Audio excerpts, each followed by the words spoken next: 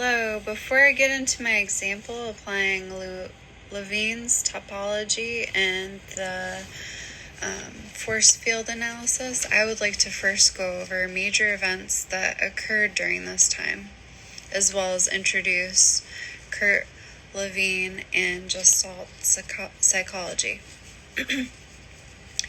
World War I occurred in 1914 and 1918.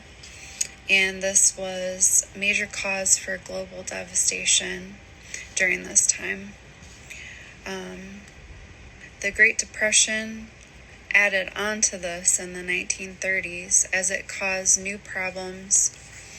Economic difficulties contributed to social instability. So Kurt Lewin,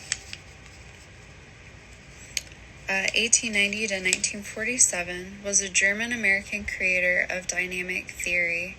He developed field theory and the foundations of social psychology. During the 1800s to 1900s, philosophy's holistic principles, physics, and research and perception contributed to Gestalt psychology. Gestalt psychology states that there are patterns of our experience that cannot be explained by the parts that make them up. We must look at the whole.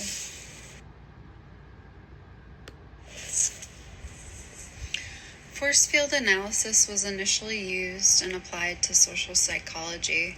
In a history of psychology, they define this as a factor or factors or forces influencing an individual's behavior in a specific situation.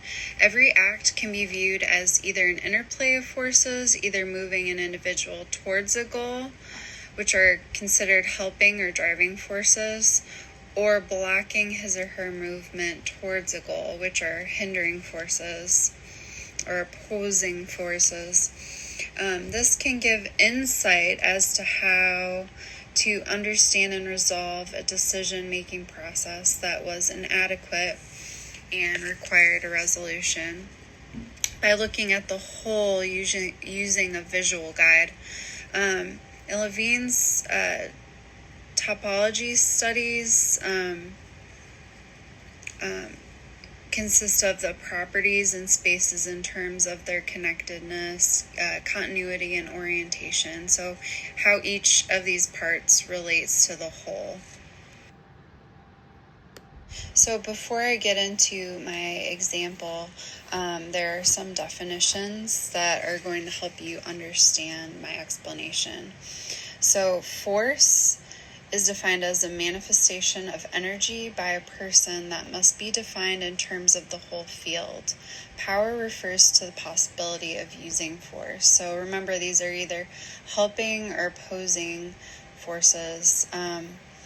The field is the space within which forces operate, so that could be the environment in which it is happening. In my example, life space is the totality of facts that determine the behavior of the person or group.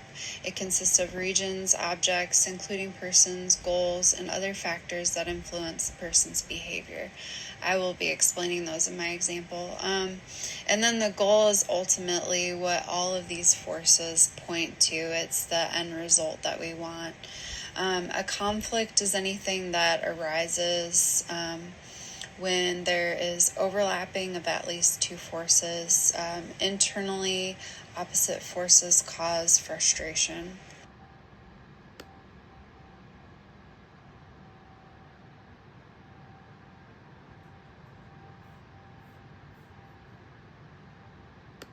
So the goal or desired change is in the middle here. It is gaining control over emotions, improving adult and peer relationships, and developing healthy coping mechanisms. So in this example, this is for a child in a school setting or out on the playground transitioning throughout the day who has a neurodevelopmental disorder of autism spectrum disorder and ADHD. So the opposing forces to this goal are executive dysfunction, issues with executive dysfunction, I should say, social communication challenges, not being able to read a peer or a teacher's emotions, and even misunderstanding the peer or adults, overstimulation, which are sensory sensitivities that they have, internal struggles to focus and control emotions, and the last blocking force or opposing force is impulsivity, so interrupting and shouting out, which leads to social rejection and emotional distress. So on the opposite side, with the blue arrows, you see these are the driving forces. These are what's going to lead us to our goal. So a more predictable, structured environment is one of them. A child is able to empathize with their peers. A child is given positive reinforcement with positive peer interactions. The child feels secure and stable, not anxious, and adults are modeling positive self-regulation behaviors and effective coping strategies. It is nice to see the whole visual. It's easy to understand and navigate the change.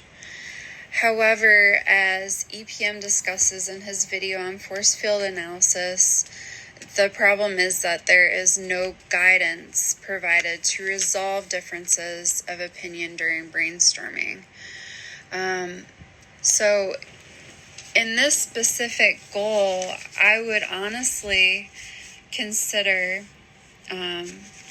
Vygotsky's zone of proximal development, because not only should teachers and parents follow and accommodate children, and even the Gestalt therapy could be applied to this, this opposing and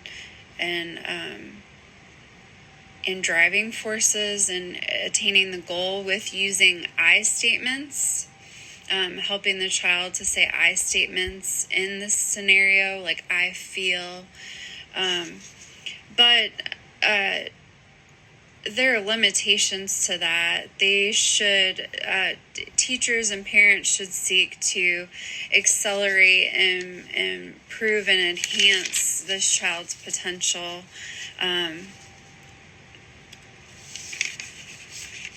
Not every person is neurotypical. Our brains are wired differently. There is no one specific way to approach this situation.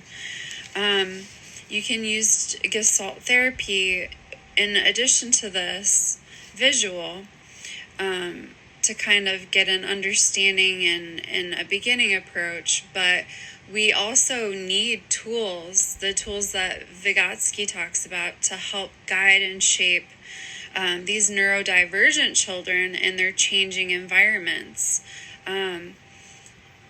They're not going to have structure all the time. Things are going to change throughout the day and from home to school life. So helping them to gain control over their emotions and improve adult and peer relations, as well as develop healthy coping mechanisms. This would look like adults modeling behavior, giving that positive reinforcement, and then after doing this for some time, when they believe that the child is capable and has the tools in their tool belt to do this on their own, the child would be able then to do these things to better navigate the changing environments that they're going through on a daily basis, the potential triggers and stressors that'll arise throughout the day, and even the overstimulation that happens during the day. There's way more going on at school and in a school environment. There's way more coming at them than there is in their home environment. So taking all these things into consideration, I believe that it would be more of a positive model to use Vygotsky's zone of proximal development to achieve this end goal with children who are not elite, who do not have a neurotypical brain, but are neurodivergent and experience things differently than a neurotypical would.